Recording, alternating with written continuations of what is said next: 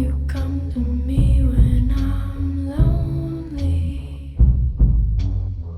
I take your hand and we go home. Jim Harold, welcome to my Ghost Stories by the Fire. Well, thank you so much, Sasha, for having me on as a part of the show. I appreciate it. Always great to have you on my shows and now kind of being on the other side of it. And congratulations on the show and glad to talk about spooky stories and the paranormal and all that good stuff. Thank you. Oh, I'm so excited to talk to you today. So, first thing, I'm dying to ask, did you grow up in a household that told ghost stories, believed in ghosts and spirits? Do you have a history of this as a kid with your family? Well, we didn't grow up in a haunted house, but we did grow up in a house of stories. And there were a couple of supernatural stories that happened that maybe it's what kind of set me on this path, along with Leonard Nimoy and In Search of. But there were two stories. See, you got to understand, my folks were working class folks. They were not in touch with the oneness of the universe or particularly, spiritually in tune. But they had two stories that they told that always stuck with me. And my dad, who is 88 currently, thankfully still with us and doing well, he still tells those same two stories exactly the same way. Not a detail has changed. The first story goes back to probably about 1960 or so, somewhere around there. I'm from the Cleveland, Ohio area. And he and my uncle were living up over a bar. They were young guys, in their 20s, looking for a cheap apartment or whatever, and they lived up over this bar. And they worked in the steel mill. My dad ended up working 35 years in that steel mill. So anyway, the one evening, they're both asleep. It's a little 2-bedroom, very modest place.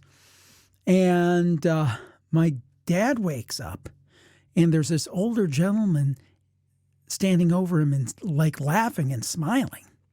Now, my dad was a big guy, 6 foot tall, he was a former football player, strong, and he swings as hard as he can a couple times. He comes up with air and he says, John, that was my uncle's name. Hey, John, there's somebody in here. There's somebody in here. Look, maybe he's in your room. Where's he at? And my uncle, was a little bit acerbic and said, you're just dreaming. You're just, go back and used a couple choice words. You're just dreaming. It's silly. About 2 weeks later, my dad and my uncle are asleep. All of a sudden, my dad is awakened by my uncle. The same man was standing over his bed, and he was 6'2". He was a bigger guy, and he swung a couple times and came up with air. And he's like, there's somebody in here, Jim, because my dad is Jim Sr. Somebody in here, Jim, somebody's in here. Nobody there. And my dad always had fun with my uncle up until he passed about that story, because he said, I told you there was somebody in there. Come to find out, they started talking about it, and they realized that it may have been a patron in the bar who had passed away, and they used to buy drinks for him. But that's a story I heard since I was a little kid. And then another one that I heard involved my mom and my dad. My family was originally from West Virginia. I was born and raised in Ohio. But we would go down and visit, the grandparents. Well, about when I was probably about 1 year old, they decided to leave me with grandma. And my dad and my mom went and drove to a secluded spot. Now, I don't want to know, Sasha. I don't know what was going on there. I don't want to know. I'm sure they were just going to study the stars. But anyway, the point is, what happened was they're sitting there contemplating the mysteries of the universe, staring at the stars in my dad's old 68 Buick. And he said, and my mom, who has passed as well, my dad's still here, my mom's passed, told exactly the same story. The sky lit up for 30 to 60 seconds, like daylight. And if anybody's been in a rural area like that, there's no street lights, there's no light pollution. It is, when it's dark, it is pitch black dark. Everything lights up. My mom did not see this. My dad turns to his left and sees what he says was a man with a welding mask holding his hand up. Now, at that point, my dad and my mom decide, let's get out of here. And so he peels out and he's going down this dirt road or whatever. And then my mom, in her West Virginia accent, said, "Then, Jimmy, I seen a bunch of the biggest birds I ever seen in my life." And there were birds up along the bank that had these huge wingspans. In later years, in doing interviews for my shows, where we talk to people about alien encounters and different things, there's such a thing called a screen memory, where the theory goes that sometimes when people encounter aliens, maybe they present themselves as something else. My dad and mom fully expected to see something in the news about a big explosion or something that would light up the sky like that. Never saw anything. Both of them told the same story all my growing up years until my mom passed, and my dad tells the same both stories today. And again, they were not, my dad would watch UFO shows and would have an interest in it. Stuff. My mom had no interest in it. My uncle had no interest in ghosts, and they told exactly the same story. And to me, it was like, yeah, there's more to the universe. I'm a big respecter of science. Look, we're doing something now that 20 years ago would have taken a satellite to do. So I respect science. I believe in science, but I also believe there's another side. And you have these experiencers like my parents, like my uncle, and like the people that come on my show, Jim Harold's Campfire, who we've been doing that since 2009, that particular show. People who come on the show and share their experiences. And I think there's a lot of good people out there who have something really strange have happened to them. I guess to your point, and I know it's a long answer, but to your point, that kind of informed what I do today because it made me realize that these stories are real. And oh wow, it's a lot for people who aren't necessarily fascinated by this stuff. And I would assume that it's actually quite a great service that you do with your shows, because often if people are saddled with something, an experience that they don't understand, that they didn't necessarily go out looking for. Do you know that Right, it can right. almost be a burden that they're carrying with them, not understanding what happened to them? Right. And to be honest with you, that wasn't something when I started. I thought, because I thought, Campfire, Jim Harold's Campfire, it makes sense. It'll be a fun little show so people can share their spooky stories. And there is a fun aspect to it. I don't want to say it's all serious all the time, but there's a fun aspect to it. But also, people have said much what you're saying. And there have been shows before mine that did this. Radio, Coast to Coast AM does Ghost to Ghost every Halloween. It's not an original, storytelling is not an original concept. But the point is that just for my little show, people will say, hey, I thought I was the only one who ever experienced this. Mm-hmm. And I listened to your show and I saw a lot of people have X happen. And it made me feel better about that experience and know that I'm not alone. And if I could do that for a few people in my own little way, I think that's kind of cool. Yeah, I think that's very cool. I've also noticed in just a handful of episodes that I've recorded and live events that I've done that there tend to be the same themes recurring among ghost stories. Yes. Interesting when you talk about your parents' story, that I'd just love to go back to that really quick because I think that's really fascinating, that they saw winged creatures. In other words, the aliens presented, or whatever it was, presented itself as a winged creature. Is that? Well, I mean, that's just one theory that I had. That was not their theory at all. They just thought they were big birds. But I actually did a couple of episodes by a gentleman by the name of Mike Cleland. And he's written a couple of books. The first book, I think, was called The Messengers. And then there was a sequel to it. And basically, he talked about owls and how many people see owls as potential screen memories. And that's when it clicked for me. It's like, wait a minute. That could have been what happened with my parents. I'm not saying it's absolutely what happened, but there seemed to be, the man with the welding mask and the handout. Well, maybe that wasn't a man at all. It was some kind of humanoid figure. And the way my dad, who, back in 1970 or 71 or whatever it was not steeped in the UFO literature, that's the way he interpreted it. Maybe he saw something other than a man in a welding mask. Maybe it was something else. And maybe the birds weren't birds. That's just me kind of thinking outside the box on it. They didn't describe it as anything but birds. They felt it was birds. Yes. But I just wondered, after interviewing Mike and hearing these ideas about screen memories, or the idea that let's say they were aliens, they might present themselves in a way people could understand or Yes. wouldn't totally freak them out. Maybe they were presenting themselves in different ways. I don't know. Or it may have just been really big birds and it was a weird coincidence. Or But or perhaps it's just the way that people can kind of understand what it is that they're looking at. Do you know? right, right, how they interpret it. Yes. Yeah, how they interpret it through their own cultural or personal reference of what they're used to looking at. Right. Because it can be, of course, disconcerting to suddenly Of see course. something that you've never that you've never ever seen before. How many? I mean, you must have at this point in your career listened to thousands and upon thousands of stories. Yes, that's true. Because I think today, as we record this, I just released the 834th, or was it 600? I got to look now. I don't want to lie. It's something 34th. It might have been 634. Yeah, 634th paranormal podcast is 800 something. That's why I got confused. But the Campfire 634th episode released today as we record. So every show has between 5 and 10 stories. So that gives you an idea of how many stories that I've got to hear over the years. So yeah, it would be thousands. That's incredible. Are there any stories that haunt you to this day that when you, Yeah. yeah, There's multiple ones, but the one that stands out, even so much so that actually pre-pandemic, I got with a friend of mine who we went to school together and did broadcasting stuff together. And he went on to become a successful videographer for one of our local network affiliates and has been with them for 25 years. I basically hired him and said, do you want to take a ride up to Michigan and meet this person? And we actually did a segment. It's on YouTube, on my YouTube channel, jimharold.com/YouTube. And it was such a great story that I felt compelled to do that. And that's the only story I've ever done that with you with. So you can figure out that I really thought highly of the storyteller in this story.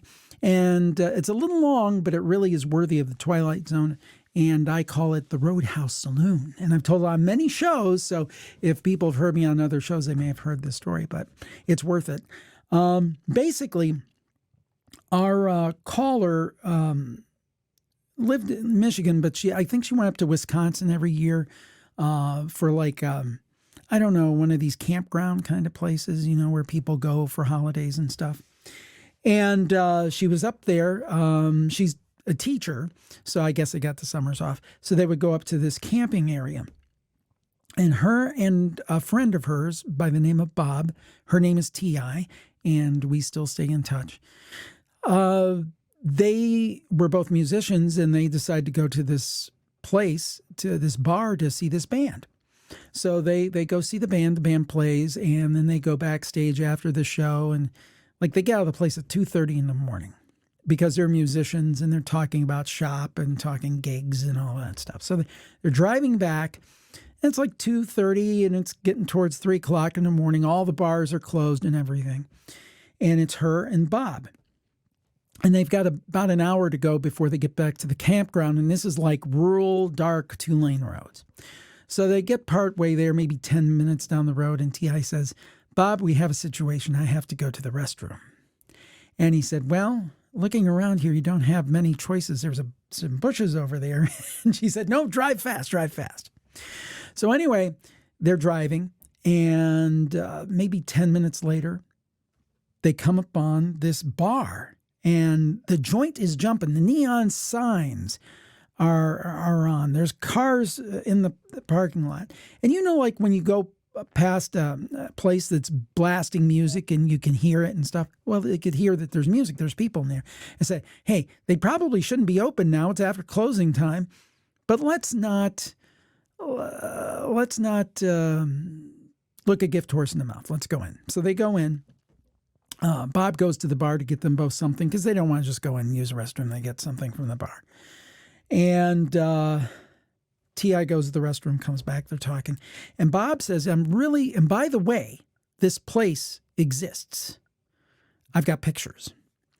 I'm really glad we came here. Bob was an artist as well as a musician. And he said, there's this big mural this Old West mural, and I've heard about, but I've never seen it. And on the wall, and this does exist, there was this mural of the Old West, like a saloon. And there was what they used to call, probably not the most politically correct term, but a dance hall girl. There were some cowboys. There was a bartender, that kind of thing. And they started looking at it and they started talking about it. And it was a kind of, I don't know, it wasn't it wasn't a warm picture. It was kind of sinister looking. But the weird thing was he started looking around at the people actually in the bar who were just kind of blankly smiling and not talking a lot. And they noticed, wait, there's some guys playing pool over there. They look just like the people in the painting who were playing cards. And that woman over there, she looks just like the dance hall girl. And this one looks like that. And they're like, that's weird. They all look like they're from the painting. And then they thought, wait, let's be logical here and let's get freaked out. Obviously, these people are regulars and the artist came in and as an homage, they included them in the painting. Makes perfect sense, right? So they go about it. And then anyway, this guy walks up to T.I. and he smiles a big smile, T.I. said, and he had these rotten teeth. And he said, and he had put on, I should say, they had this old Wurlitzer beautiful bubbler jukebox, like the old style ones with vinyl. And at the time this happened, I think it was in the 90s maybe, or early 2000s, vinyl had gone totally out of style. Everything was CDs, right? But this was an old school, like not a reproduction. This was like an old bubbler type jukebox. And was playing Chubby's Checkers, Let's Twist Again. So that guy had put that on. He walked over to T.I., said, smiled with that rotten teeth smile and said, wanna dance? And T.I. uses a cane. So she held up her cane and she said, no, I don't do much dancing, but thanks so much. She said she was never so glad to have a cane in her life. So anyway, the place just has a weird vibe. I think at one point she went and asked the bartender about the people in the painting, and he just kind of smiled and didn't say anything, So anyway, they continued to talk, and this story, there's more detail to this story in the YouTube video and when we had it on the campfire. They noticed something they didn't notice originally. They had noticed that there were these double swinging doors like are in saloons. In the old Westerns, the guy would come in and he'd say, I want to see so-and-so for a showdown. Well, they had the swinging doors, but they didn't notice, but they did notice now, there were two misty figures in front of the door. And one was taller, one was shorter. Like, we don't remember seeing that. And then they talk a little more and they look again and it's like, wait a minute. Those are developing into something like an old school Polaroid picture. And it's like they could pretty plainly make out it was a man and a woman. And they talk some more and they look again. There's a woman with curly hair. T.I. has curly hair. The woman has boots, cowboy boots. T.I. has cowboy boots. No. The woman has a cane. And T.I. has a cane. Oh my God. They were developing into the picture. Right then they looked at each other and they said, okay, let's get out of here. They start to go out and all the people are like smiling and beckoning back, come back, come back. And they leave. T.I. said when they closed the door, everything went pitch black, like it had never been open. And remember I said there were cars in the parking lot? There was a car in the parking lot now, their car. They went out, and it was pitch black. T.I. had a hard time seeing it was so dark, and, with the cane, she didn't want to fall or anything. Finally made her way back to the car. They left. Now, you would think that's a pretty wild story, and it's the end of the story, but it is not the end of the story. Maybe a few days later, she had told this story to her friends and family, and, they're trying to explain why. And I think it was her sister, said, let's go back. Let's go back. And she went with her friend or her sister. I can't remember which. But they didn't wait till 2 o'clock in the morning. They went like 8 o'clock at night, 7, 8 o'clock at night. She walks in. She goes up to the bartender. At this point is a woman, a young woman. And she says, hey, how's it going? I was in here the other night. There was a big, strapping, good-looking guy bartendering.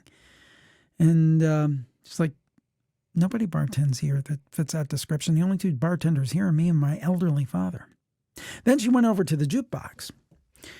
There was a jukebox, all right. It wasn't a bubbler. It wasn't the classic type. It was, for the time, a modern CD jukebox. Right. And no chubby checker CDs in it. And with that, she left. Now, at that point, she told me, and I've never been back. But recently, she texted me. And she did go back and look around. By the way, in the painting, when she went to go back, the painting was there, but her and Bob were not in it, thankfully. Thank goodness. So that, I mean, to me, and the thing about this is T.I. was an educator. She's written books, very down to earth, very intelligent, very sincere. I believe her. That's full stop. I believe her. The place exists. I believe it is still in business. She was there not too long ago. And in that video, there's actual pictures of that place. And to me, that sets such a bar for campfire stories. It's a tough one to top. We've got some great ones over the years, but it's a tough one to top. That's incredible. That's incredible. That and again, stories where there's two people corroborating, right? Like Yeah. That is just the most eerily horrifying, amazing. I mean, wow. Yeah, it was pretty crazy. It was a pretty crazy story. And, maybe coming from somebody else, I wouldn't have necessarily believed it. Mm-hmm. But I was really struck by T.I.'s sincerity. And I think over time you can develop. And I believe the vast majority of people that call into Jim Harold's Campfire, and I just say that because there's other shows out there named, it's not that I love to say my own name, but I want to be very clear, it's Jim Harold's Campfire. The vast majority of people are very sincere. Now, occasionally I think I'll get somebody trying to pull my leg. I think I got one the other day. And we won't air those stories. But I mean, I can count on one hand the stories I've not aired because there might be reasons like audio quality and stuff. But the reasons were people, I think, trying to pull one on me. I could count on one hand the time that's happened in the next year will be, next spring will be 15 years that we've been doing that show. Wow. And I can count on one hand the times that I've not aired a story because I thought somebody was snowing me. Right. Wow. How often, so this is something interesting that comes up at my live event where I'm crowdsourcing from the audience, that people show up to hear ghost stories, but don't necessarily know or plan that they're going to get up and share something, but maybe they're inspired by what they hear to get up and share. But quite often in an open forum like that, where I'm just kind of pulling anybody out, because there's this big line, I would say, between, that line in the creative imagination, or people who are sensitive. Often, every now and then, we'll get people, not people who are trying to pull our leg, but people who definitely, I don't know how. There's clearly like a mental situation going on. Like, yeah, that can happen, certainly. Does that ever happen to you? Not often. I think, anytime something like that would happen, I try to point people to resources and those kind of things. But occasionally, I think that can be part of it. And I think there's people who are perfectly have no mental issue, but they want to believe everything is a ghost or everything is an alien or everything. I do think sometimes the want to believe kind of outweighs common sense, and people might think, every drippy faucet or flickering light is a ghost, and sometimes it's just a drippy faucet and a flickering light. So I think that's more. I think that's more what you run into is that people.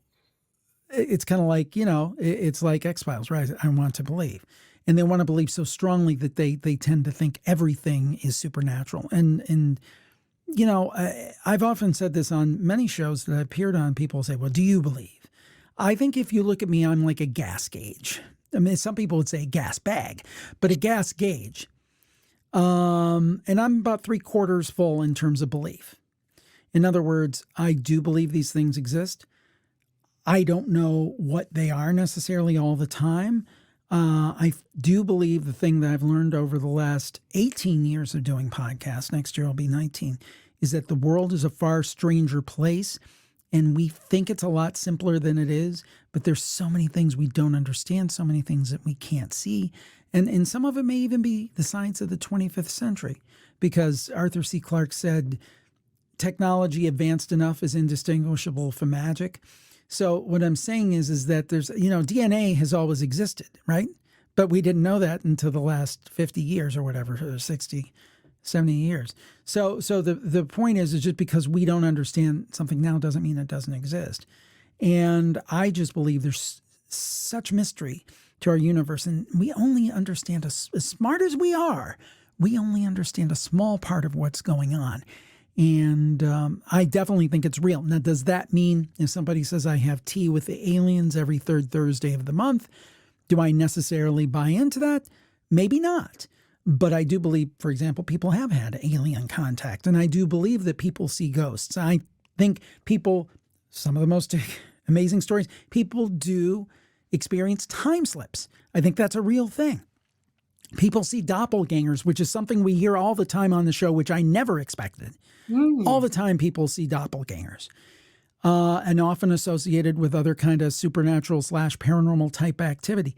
So the world is a weird place. I totally believe, and I believe the vast majority of our listeners and callers are being totally sincere and totally straight when they share their experiences. Do you ever feel as if a story that someone has shared with you has opened up a gateway or a door to something that you then experienced? Does that make sense? Well, I will say this, is that since I've had a couple of experiences that are not like traditional ghost experiences, but I have had some synchronicities that have happened that maybe in the past I would have chalked up to just happenstance, and now I believe it really was something. I'll share one with you quickly. I talked about my uncle before. My uncle was actually like a second dad to me. And I don't think my dad would be angry at me saying that. It's true.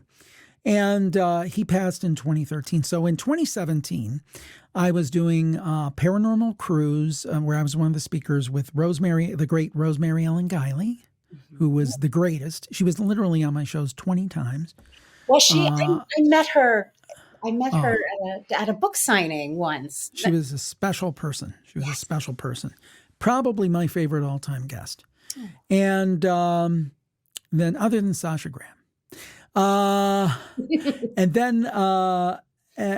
then Micah Hanks, who is, big into UFOs and now is the editor-in-chief of Debrief, which has been breaking all kinds of UFO news this year. So anyway, we were on there. I was one of the speakers, and I came down with a little bit of a cold. So we had a day at sea, and we were in this little conference room where we were giving our presentations on various aspects of the paranormal. And my turn was coming up. We had a break. I went to get some coffee. And you had to walk through the ship's casino to get to the place that had the coffee. So anyway, I'm walking through, and I'm stopped dead in my tracks because they have one of these big crane games. Like when you go to the store and they have a crane game that comes down and gets the teddy bear and brings it up, and and it usually slips off and you lose your money. Yes. They had that, but for money. And the thing is that normally I wouldn't care, but it was a thing in my family that my late uncle, because this was 2017, he passed in 2013, loved to play those crane games. He dropped $10 on one to try to win, and then he'd just give the toy away to some kid. He just for the sport to play the game. Plus, he liked to play low stakes gambling, like he'd buy lotto tickets or play the football pool. I'm like, he would love this because his beloved crane game, and it's for money. He probably wouldn't win, but he would just love it. I wish he were here.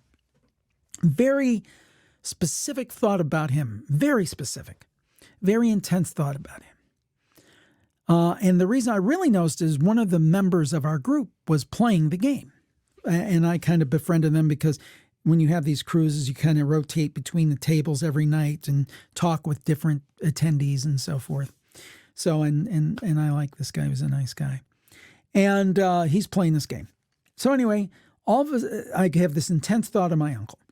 Then this woman walks up to right next to him, cups her hand to her mouth and says, John, John. And her husband comes over. And as I said before, my uncle's name was John. To me, what that was I was having a loving, intense thought about my uncle, and he was basically saying right back at you. That's the way I interpret it. Now, again, the skeptic would say, total coincidence, a wild coincidence, but a coincidence nonetheless. And that's okay. They're entitled to believe that. I like my version better. I love that. I love that. I think I always say synchronicities are kind of the universe's way of knowing that you chose well or you're moving well. It feels it's just like a pattern because there is so much that's mysterious. Oh, yes. And especially when it's about, like in your case, somebody that's passed over on the other side, how else are they going to communicate with you? But doing something that's so wonderful. Do you have any others? What? Well, I'll just tell another thing about my uncle, a little thing that I do for fun. He left a bunch of tools, which I ended up with. And I do little things around the house. I mean, I'm kind of like, a man has to know his limitations. If something's too big, I'll call in the professionals. But I'll do mine, change an outlet, maybe change a basic light fixture. Basic stuff, nothing intense. I'm not like Bob Vila and, with a, saw and, woodworking. But anyway, I do little things around the house. And then I don't know if you've ever had the experience when you're trying to do something like that, Sasha, and you can't find the right size screw or you can't find the right size screwdriver or something. You're fumbling around. So now I just go, okay, John, help me out. And within 30 seconds, I'll find it. That's amazing. I love that. I love it. Yeah, It's also a nice way to continue your relationship with him as well. Do you know? Yeah, I've heard somebody say one time, maybe it was somebody I interviewed, maybe it was something I read. He said, just because somebody passes, that doesn't mean that your relationship with them ends. And I once had somebody call into the show and they were saying how they regretted not saying things to people when they were here and then they passed. And I think anybody who's been on the planet any time at all and has lost someone feels that way. Even if you had a great relationship with someone, there's something that you wanted to tell them.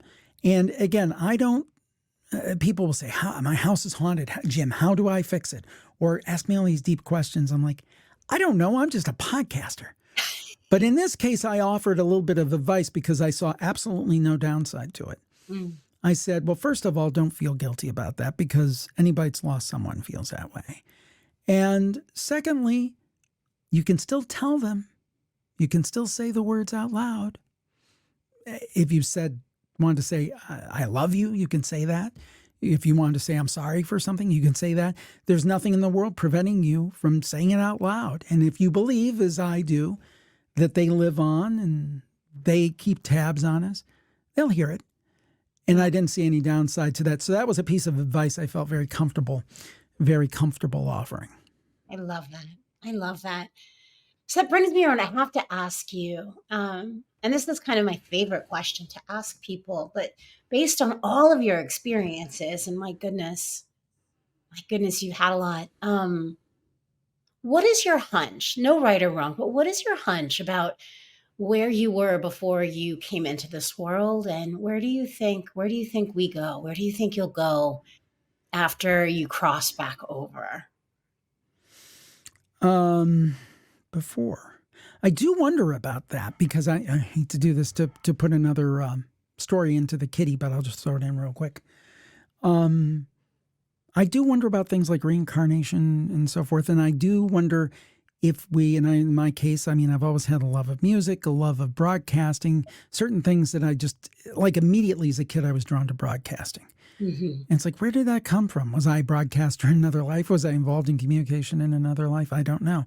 But an interesting quick story along those lines is there was this young woman who called up on Campfire and said, I had this memory as a small child being somewhere and being my mom having me there, and she had this polka dotted dress, but I never remembered her wearing it as a child. And this is maybe when she was 18, 20 years old. And she mentioned it to her mom, and she's like, yeah, I had a polka dotted dress like that, but I never wore it after you were born. But she said, I'll tell you when I did wear it. When I found out I was pregnant with you, and I went to the carnival and I was wearing that polka dotted dress. You know, I don't know. I mean, it's kind of wild.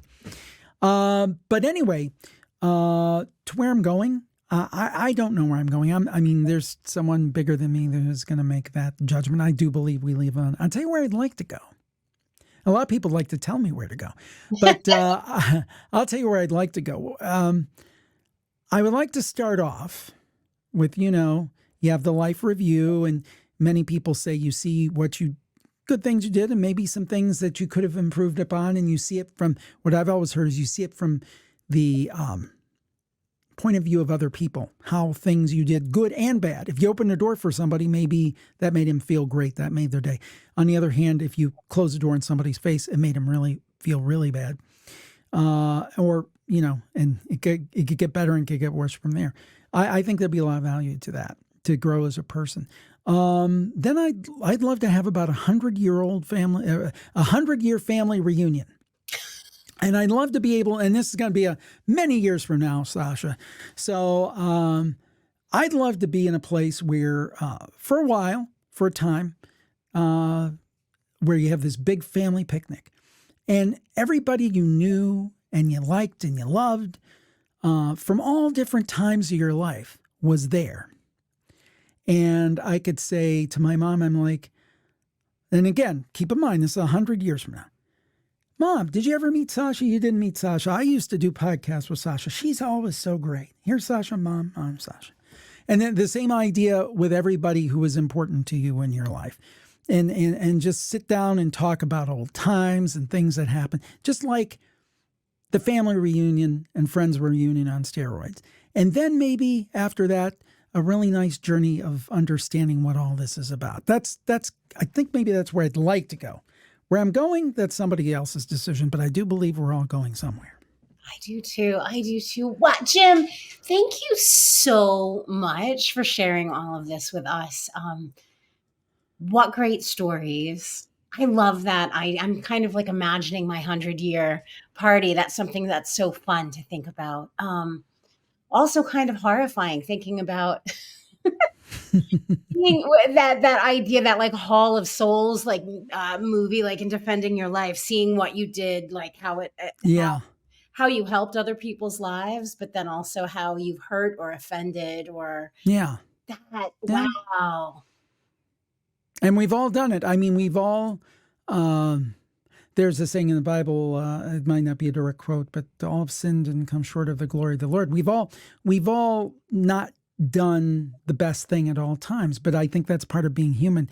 Yeah, I don't think we can expect to be perfect. We can just try to be the best we can be. But I can look back on things that I've regretted doing. Nothing I never killed anybody. I never stole or, did anything horrible. But I think to your point about people who say, I wish I had said said something to someone they loved who passed over. I think if anybody out there feels genuine remorse about something that they did as a kid or a teenager or whatever, and feel sad, can state that, even if they can't find that person, even if they can't make. And it's little things. It's not like, I stole, because, I try to be as honest as the day is long. I follow all the little rules. I pay my taxes. But even if you live a pretty decent life, you can look back and say, oh, I did something to somebody that wasn't right. I slighted them. And I think about those things. I love it. And that's why I love doing this show. I love conversations like this. Amazing. Jim, thank you so much for being here. And I do hope that you'll return at some point in the future. I would be honored, and happy holidays to you and your fine audience. thank you so much for being part of Ghost Stories by the Fire. Do you have a spooky story, near-death experience, or supernatural happening you'd like to share? I'd love to hear it. Submit your story to sashagraham.com with Ghost Stories by the Fire in the subject line. You might just wind up on this podcast. And if you want to support it and keep the ghost stories coming, head on over to sashagraham.com to check out my books and tarot decks, which are available for purchase at your favorite bookseller. The Ghost Stories by the Fire theme song is titled Lovely, from the original motion picture score of The Deeper You Dig, a film about the lengths a mother will go to find her daughter's killer. Thanks again for listening, and until next time, I'm saving you a seat at the fire.